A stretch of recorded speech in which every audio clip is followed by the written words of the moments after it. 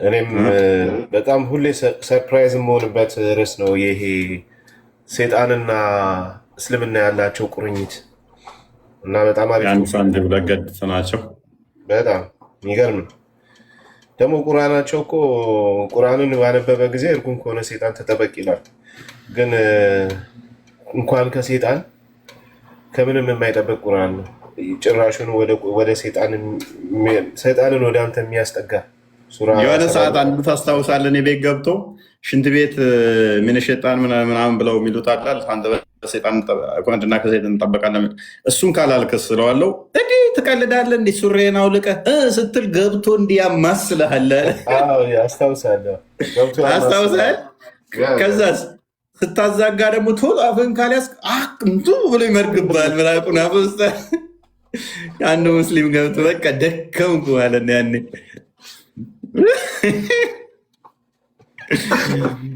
በየትኛውም እንቅስቃሴያቸው ላይ ሴጣን በጣም በዚህ ያህል የሚፈተናቸው ከሆነ እስልምና ላይ ምን እንደሚሰሩ አላውቅም። ፖሊስና ሌባ ነው እኮ እነሱ ጋር።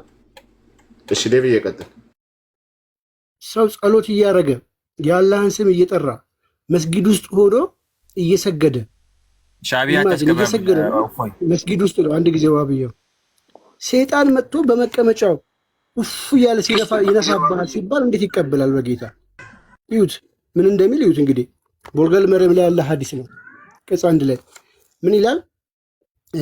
ኢብን አባስ ነው ራሱ ዘጋቢ። ኢብን አባስ ማለት ደግሞ ቁርአንን ኢንተርፕሬት እንዲያደርግ የፈቀደለት ወይ ደግሞ ዱዓ ያደረገለት መሐመድ ብቸኛው ሰው ነው። ያጎቱ ልጅ ነው። እንዳስተላለፉት የአላህ መልእክተኛ እንዲህ ብለዋል፣ ከእናንተ አንዳችሁ ሰላት ውስጥ ሳለ ሰይጣን ይመጣና በመቀመጫው ትንፋሹን አድርጎ ይነፋበታል እየሰገደ። ያስበዋል። ጎንበስ እንደዚህ ዘና መስገድ፣ እንዲህ ዘና መስገድ፣ አፍነ ነው መስገድ። ይሄ እኮ ሊትራሊ እኮ ግብረ ሰዶም ማድረግ ማለት እኮ ነው። ቂጥን እንትን ይልሃል። የግብረ ሰዶምነት ነው። አስበዋል። ወይንም ደግሞ እንትን ሰፍተህ ነው መግባት። ብረት ሾካማ ብረት ሴጣኑ ማያስጠጋ መከላከያ ወይ በጨርቅ ደፍነው መግባት ነው። ወይንም ደግሞ ይሄ ህፃናት እንደ ህፃናት እንትን ምንድን ነው ዳይፐር አድርገህ መግባት ያለብህ፣ አሊያም ደፍነው ይቀልዳሉ እንዴ። እኔስ የዛሬ ቶፒካችን ደጃል እና አላህን ይመለከታል። ሰው ከእሱ ጋር በተያያዘ ነው ቶፒካችን። ስለ ደጃል እና ስለ አላህ የምንማማር ይሆናል ማለት ነው። ክርስቲያኖች በተቻላችሁ መጠን አትላኩ። ካሁን ጀምራችሁ ስለ ደጃል እና ስለ አላህ ይሆናል ቶፒካችን። እንግዲህ ስለ ደጃል ብዙ ኪታቦችን ጽፈዋል። ሰው ስለሱ ያለውን አስተምሮ የምንመለከት የምናየው ይሆናል ማለት ነው። ከድር አክቹዋሊ አቅመ ውይይት አይደርስም። ይሄድሽ በድር እንስጠው ወይንስ ከሰ አዳምጥ እባክህ ድንስጠው ምናምን ታለ በሰው ሃይማኖት ታሾፋለህ። እንደ አንተ ማራዳ ሆነ ጀግና ከሆንክ ከወጣ ብላ ተወያይም እንዴ እና ሳል ይቀር አሁን አውቆት ነው መግባቱ ዲጮ ነው እንዴ ደግሞ ትመልሳለህ ወይ? ትመልሳለህ ወይ? ፖለቲካ ለምን ትሰራለህ ሁሌ አንተ? እሺ ቴንክ ከሰራና ተማር በፊት ነው እኮ ጠርጥሬ ያለው ሳስገባ ካሊድም አክቹዋሊ ከሱ አይሻልም። ካሊድ እኔ እስልምና ላይ የሚመልስልኝ ራሱ ናፍቆኛል። ሃይማኖቱ የሚያውቅ ሙስሊም እያስተማርኩ ነው እስከዛሬ ይመልስልሃል። በመጀመሪያ ግን የሻዕቢያን ባንዲራ ያዘ ማንኛውም እምነት አቋም ይሁን እዚች ቤት እንዳይገባ ምንድን ነው መሀይም ሁላ ሀገር አፍራሽ ከድር ስራ ጠብቅ። የኢትዮጵያ ላይ ቁጭ ብለህ እኮ ፍልስጤም ቪቫ ፍልስጤም ተመታች፣ አፍጋኒስታን የምትሉ ዳይፐር ቂጥላሽ እኮ ናችሁ እናንተ።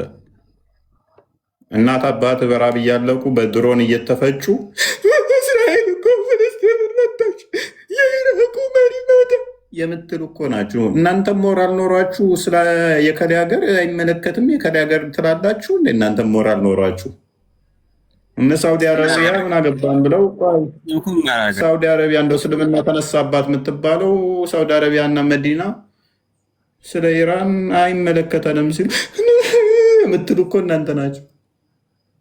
ከነኛ በልጣችሁ ማለት ነው። ስለምን ሀገር ነው የምታወራው?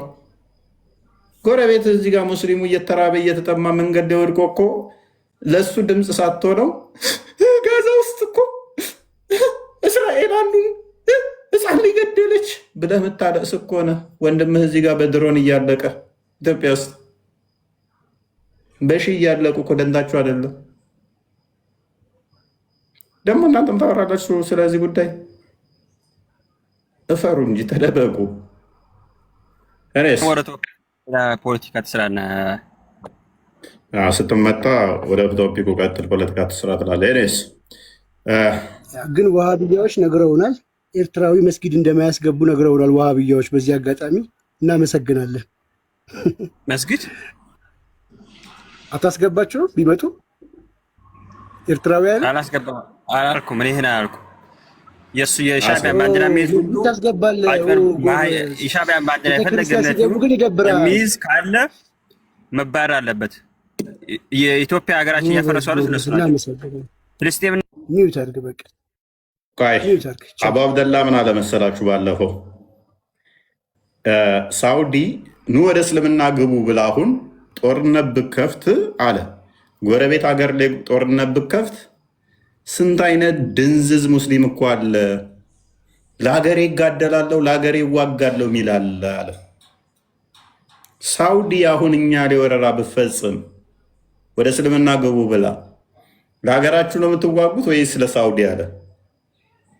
ለሀገራችንማ እንዋጋለን የሚል ስንት አይነት የተበላሽ አስተሳሰብ ያለው አለ። ውሽ ሚንስ ኢትዮጵያ የሆነ ለማነው መዋጋት ያለብህ ነው? ለሳውዲ።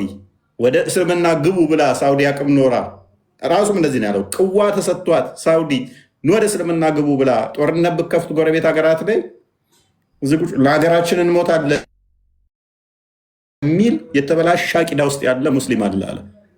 እንደዛ የሚያምን እንደዛ የሚያስብ እና ብዙም ርቀት አትሄዱ። አስፈላጊ ከሆነ ሀዲስ እና ቁርአን ልጠቅስባችሁ ስለምችል ማለት ነው። ኤኒዌይስ ወደ ቶፒካችን እንመለስ እና ደጃል ምንድን ነው እሱ? አቡ ካሊድ አቶ ካሊድ ደጃል አኺረት ዘማን የሚወጣ ፍጡር ነው። ኦኬ ለምንድን ነው የሚወጣው? እስኪ ኮመንቱ ዝጋው። ይሄ የሻዕቢያ ባንዲራ እንትን እያደረጉ ነው። ለምንድን ነው የሚወጣው? እሱ ፊትና ነው። አላህ እንደ ፊትና ያስቀምጠው። ስለዚህ መጨረሻው ትልቅ እንትን ነው ማለት ነው። አጥፊ ነው ወይንስ አልሚ ነው? እሱ አምላክ ነኝ ብሎ ነው የሚነሳው። አምላክ ነኝ ብሎ ነው የሚነሳው። አምላክ ነኝ አምልኩኝ ይላል። ታዲያ አምላክ ነኝ አምልኩኝ ካለ ለምን አታመልኩት? እናንተ መስፈርታችሁ አንድ አምላክ ለመባል አምላክ ነኝ አምልኩኝ ማለቱ አይደለ? አምላክ ነኝ አምልኩኝ ካለ ለምን አታመልኩት? እኛ እኮ ቁርአን እኮ አለን። እሱ እኮ ምንም ነገር የለውም። ይሄ እኮ አላህ እኮ አስቀድሞ ነው። መስፈርታችሁና እኛ ጋር ስትመጡ ኤግዛክት ወርድ ፋላሲን ተጠቅማችሁ አምላክ ነኝ አምልኩኝ ያለን ነው የምንፈልገው ትሉ የለ። ስለዚህ አይደለም እኔ አሁን አንተ አምላክ ነኝ ካላመልክ የማይሆን ነገር እንትን አትበል። ፓኒክ አታድርግ። መስፈርታችሁ እኛ ጋር ስትመጡ ኤግዛክት ወርድ ፋላሲ የምትጠይቁ ከሆነ ደጃል አምላክ ነኝ አምልኩኝ ካለ በምን መስፈርት ነው አናመልክ የምትሉት? ምክንያቱም እናንተ የምትፈልጉትን እኛ የምትጠይቁንን አምላክ ነኝ አምልኩኝ ቃል በቃል ስለሚል ለምን መሰለህ እኛ ማናመልከው አላህ አስቀድሞ ነግሮናል። አላህ ሱብሓነሁ ወተዓላ አኺረት ዘመን ላይ ይሄ ፊትና እንደሚመጣ በሙስሊሞች መሃል ነግሮናል። ገብቶሃል? ደጃልና አንድ ጥቅስ ቆይ አውል ቤሪው አንድ ጥቅስ አንድ ጥቅስ ብቻ ደጃል ይመጣል በቂያማ ቀን ብሎ ቁርአን ላይ የተናገረበትን አንድ ጥቅስ ብቻ ስጠኝ። አንተና ደጃሉ ቁርአን በሐዲስ ነው። ተረጋጋ፣ ቆይ። አንድ ጥቅስ ብቻ አላህ ደጃል ይመጣል ብሎ ቁርአን ላይ የተናገረበትን አንድ። እኛ በቁርአን በሐዲስ ነው የምናምነው አልኩ። ከሐዲስ ከፈለክ ሰጥ ይችላል። ሐዲስ እመን የሚል ቁርአን የለም። ቁርአንህ ግልጽና የተብራራ እንደሆነ ይናገራል። ሐዲስህ ሙሐመድ ከሞተ ከ300 ዓመት በኋላ የመጣ ተረት ተረት ነው። እንደው ቁርአንህ እስቲ በሙሐመድ ጊዜ የነበር ነው ካልክ አላህ ነግሮናል ካልክ ቁርአን ደግሞ ግልጽና የተብራራ ነገሮች ሁሉ አብራሪ ነው ስላለ ፕሊስ እኔ አላህ ፈጣሪ ነኝ እንጂ ደጃል አለው ማለትም እዚህ ቤቴ ላይ ስየዋለሁ። አላህን ፈጥሬዋለሁ ጭንቅላት አልባ ስለሆነ ብዙም መሳል ስለማይከብድ ድሮይንግ ላይ ብዝናችን ጉድ ባልሆንም ቆይ ጭንቅላት የሌለው እግር መሳል አይከብደኝም። እሱ መፍጠር አይከብደኝም።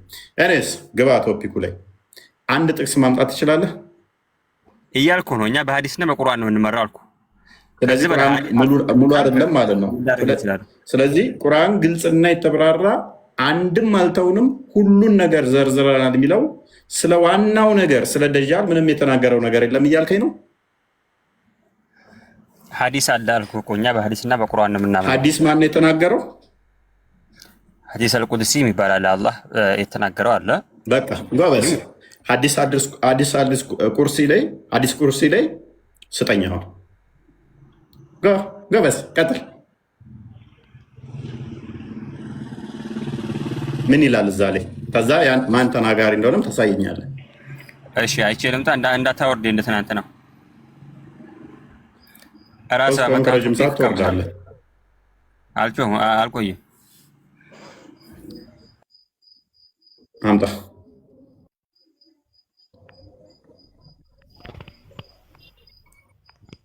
ኦኬ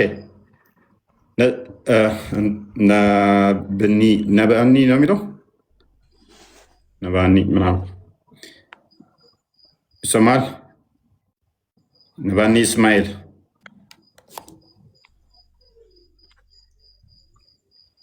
ኦኬ። ሰይድ አቤት። እንኳን ደህና መጣ። ሰላም ነው ወይ? ደህና ነው አልሐምዱሊላህ። መልካም። ኦኬ ደጃልን ማን ነው የሚገለው? ደጃልን ዒሳ ኢየሱስ የት አለና ነው? ደጃል ገና የሚመጣ አይደል እንዴ? ኢየሱስም ይመጣ ነፃ ሊያወጣ አይመጣም? እስቲ አንድ ጥቅስ ብቻ ቁርአን ውስጥ ኢየሱስ ይመጣል የሚል ስጠኝ። ነባኒ እስማኤል። ኦኬ አንድ ነገር ልናገር። እሺ ጥቅሱን ብቻ ኢየሱስ ይመጣል ስላል እስማኤል አንድ ጥቅስ ብቻ ይመጣል ከዛ ደጃልን ይገላል የሚል አንድ ጥቅስ ብቻ ንጽጽር ለዘላለም አቆማለሁ። ኦኬ ከዛ በፊት አንድ ነገር አንተ እንግባባ። በሁለቱም እንግባባለን። 10ም አደርግልሃለሁ እንግባባለን። አንድ ጥቅስ ብቻ አስተኛ። ረሱል ሙሐመድ ሰለላሁ ዐለይሂ ወሰለም ተቀተል የሚል አለ ቁርአን ላይ የሚለውን ተቀበል ካለ አትሰማም? የእሳቸውን ንግግር የእሳቸውን ንግግር ሳይሆን ያለው ተከተል ያለህ ቁርአንን የሚነግሩህን እንድትከተል ነው እንጂ ከቁርአን ውጭ ወይንም ደግሞ መሐመድ ከቁርአን ውጭ ነው የሚያስተምረው። ሙሐመድ ራሱ አላህ ወማ የንጢቁ ዐኒል ሀዋ ብሏቸዋል። ቆይ ሙሐመድ ከቁርአን ውጭ ነው የሚያስተምረው ስላላደል እኮ ነው እሳቸው የተናገሩትን የምንቀበለው። ስለዚህ እሳቸው የተናገሩት ቁርአን ውስጥ ነው እንጂ ከቁርአን ውጭ አይደለም እኮ። እሳቸው የተናገሩትን ተቀበል አለ ቁርአን ላይ አላህ አጸደቀላቸው። ጎበዝ እኮ እሳቸው የተናገሩት ደግሞ ቁርአን ውስጥ ነው ያለው። ምክንያቱም ሱራ 6 114 ላይ ከአላህ ውጭ ሌላ ረዳት ትፈልጋላችሁን ይላል። ግልጽና የተብራራ ነው ቁርአን ይላል። ከአላህ ውጭ ረዳት አትፈልግም አይደለ? ከአላህ ውጭ ምስክር ትፈልጋለህ? ረዳት አልፈልግም። ምስክር ትፈልጋለህ ከአላህ መጽሐፍ ውጭ? ምን አይነት ምስክር? ያላ መጽሐፍ ግልጽና የተብራራ ነገሮችን ሁሉ የሚያብራራና የገለጸ ነው አይደለም? የገለጸ ነው። በቃ ስለዚህ ነገሮችን ሁሉ የገለጸ ለሁሉ ነገር ማብራሪያ ያለው አንድም ነገር አልተውንም ብናኝ ክብደት ያላትን እንኳን ቢሆን ስላለ አሁን ኢሳ የሚባል አካል ተመልሶ ይመጣል፣ ደጃልን ይገላል። ብናኝ ብትሆን ያለውን እስላምጣልኝ። አንተ ብናኝ ብትሆን አልተውንም ያለውን አምጣልኝ።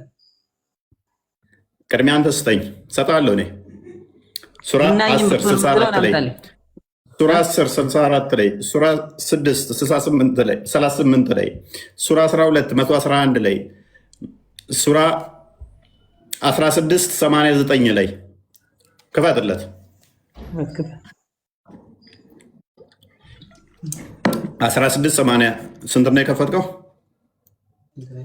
10:64 ጋር እየገባሁ ነው። እሺ ክፈት።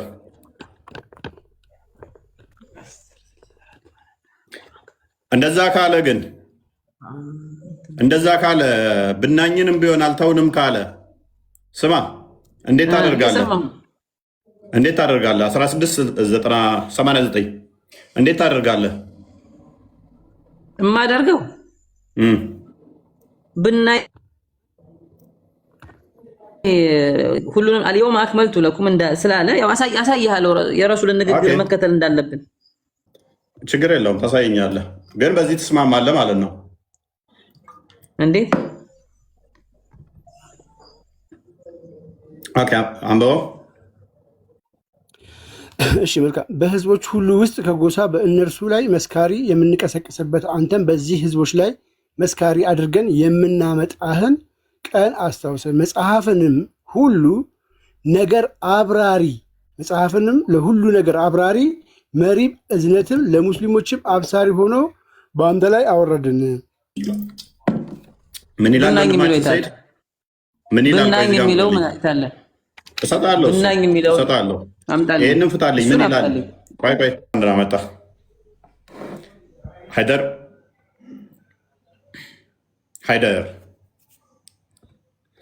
አላህና ደጃል በምን ይለያያሉ?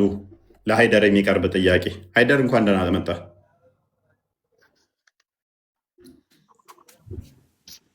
እንኳን ደህና ቆያችሁ። ይሰማል? ትሰማለህ? ሰላም ነው? አላህና ደጃል በምንድን ነው የሚለያዩት? በምንም አይገናኙም። ነብይህ በምንድን ነው እሱ ይለያያሉ ያለው? አላህና ደጃልን እንዳትደናገሩ፣ አላህ ደጃልን እንዳይመስልባችሁ በምን መለያያ መንገድ ሰጣችሁ?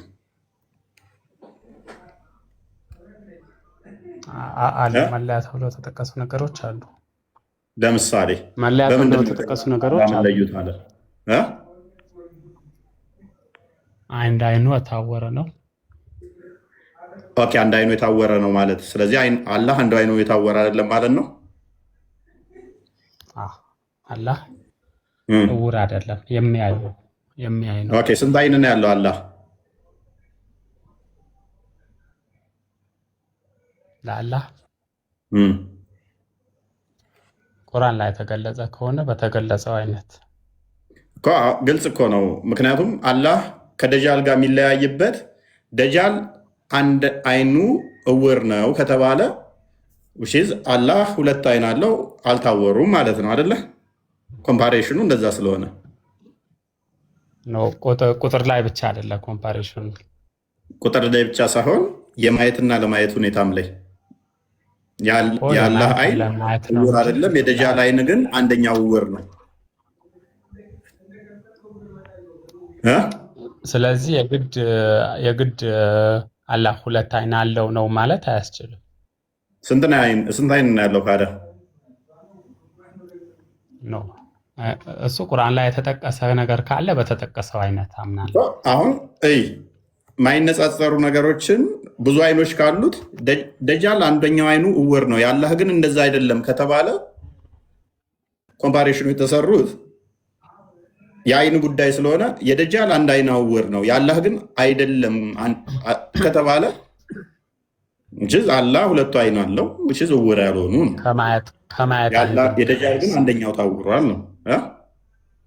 ከማየት አንግል ቢሆን ከማየት አንግል አይደለማ። ምክንያቱም አንድ አይኑ እውር ነው ሲባል አንደኛው አይኑ ልክ እንዳላህ አይን እኩል ያያል ማለት ነው።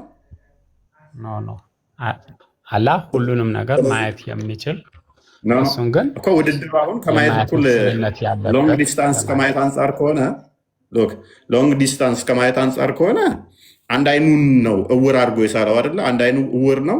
ጌታችሁ ግን አንድ አይኑ እውር አይደለም፣ አላህ እውር አይደለም የሚለው ሲመጣ የደጃል አንደኛው ሊተራል እውር ነው አይደለ? አንደኛው ግን ያያል አይደለ?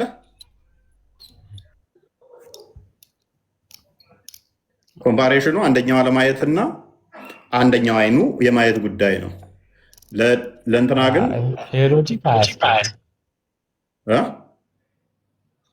ሎጂክ አያስኬድም። ምክንያቱም የግድ ለማስኬድ ያስረዳ ነው። ምክንያቱም ከማየታቸው ከአቅም አንጻር ሊሆን ቢችልስ ብሎ ነገር የለም።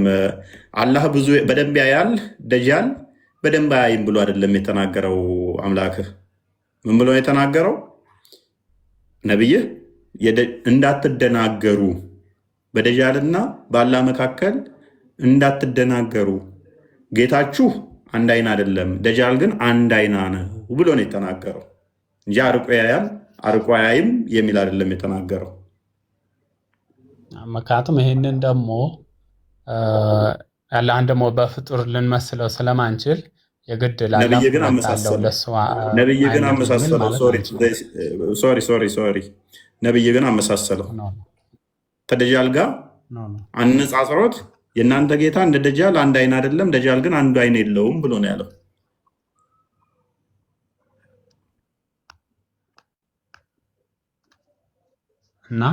እና ከቁጥር አንጻር ነው ልትለኝ ነው? ከዚህ አንጻር እንደዛ ስላለ አብሶሉትሊ ከቁጥር አንጻር ካልሆነ ደጃል አላህ እንደዚህ የሚታይ የሚዳሰስ አይን ባይኖረው ኖሮ እንዳትደናገሩ፣ የእናንተ ጌታ አንድ አይኑ እውር አይደለም፣ የደጃል ግን አንደኛው እውር ነው ተብሎ ሊነገር አይገባም። ምክንያቱም እሱ ለምሳሌ እንደዚህ እንደ ደጃል የሚታይ አይን ባይኖረው ግንባሩ ላይ ወይንም ደግሞ መንፈስ ቢሆን እንደዚህም ተብሎ አይነገርለትም። ንጽጽር ውስጥም አይገባም። ሲጀመር ንጽጽር ውስጥ ሁለት ነገሮች ኮምፓሬሽን ልሰራ የምትችለው ተመሳሳይ የሆነ እንትን ሲኖራቸው ነው፣ ካታጎሪ ሲኖራቸው በሆነ ነገር ላይ ካታጎሪያቸው ተመሳሳይ ሲሆን ኮምፓሬሽን ቢሰራ በፍጡር ፐርስፔክቲቭ ነው እንጂ በፈጣሪ አንግል ንጽጽር አይሆንም። ደጃል እኮ ፍጡር ነው። አሁን አንተ ፍጡርና ፈጣሪ ነው እያወዳደር ካለው። እኔ አይደለሁም ያወዳደርኩት። እንዳትደናገሩ ደጃል አንድ አይና ነው፣ አላህ ግን አንድ አይና አይደለም ብሎ ያለው እኮ ነው አይደለሁም። ስለዚህ አንድ አይና አይደለም እኮ ይሄንን ንጽጽር የሰጠው ነው አይደለሁም። ኦፍ ኮርስ ያውልህ አንድ አይና አይደለም እያልከኝ እኮ ነው አላህን። ስለዚህ ግን ከማን ጋር ተነጻጽሮ ነው? ከማን ጋር ተነጻጽሮ ነው? የግድ ተነጻጻሪው ሁለት አይን ስላለው አንተ ይሄ ኖርማል ሎጂካሊ እየሄድክ ነው ያለው። ይህንን ሎጂክ በፍጹምና በፈጣሪ ዘንድ አይሰራም። አይደል ሊነጻጸር የሚችለው አንድ ነገር እሺ፣ አብራራልን አንተ። ከምን አንጻር ነው ያነጻጸረው? ከማየት አቅም ቁጥር ከማየት አንጻር ይነገራል እንዴ? አንድ ሁለት ተብሎ የማየት አቅም ይነገራል? ምክንያቱም እሱ አይነ ዕውር ነው። ቁጥር ይነገራል ወይ? ለማየት አቅም አንድ ሁለት ተብሎ ይነገራል ወይ? አይደለ? ይሄንን ሎጂክ እዚች ቦታ ላይ አይሰራም። ተበላ። አየህ፣ በቁጥር ነው የተናገረው ነብይ። ለአላህም ቁጥር ነው የተጠቀመው፣ ለደጃልም ቁጥር ነው የተጠቀመው። ቁጥር ደግሞ መጠንን ይገልጻል እንጂ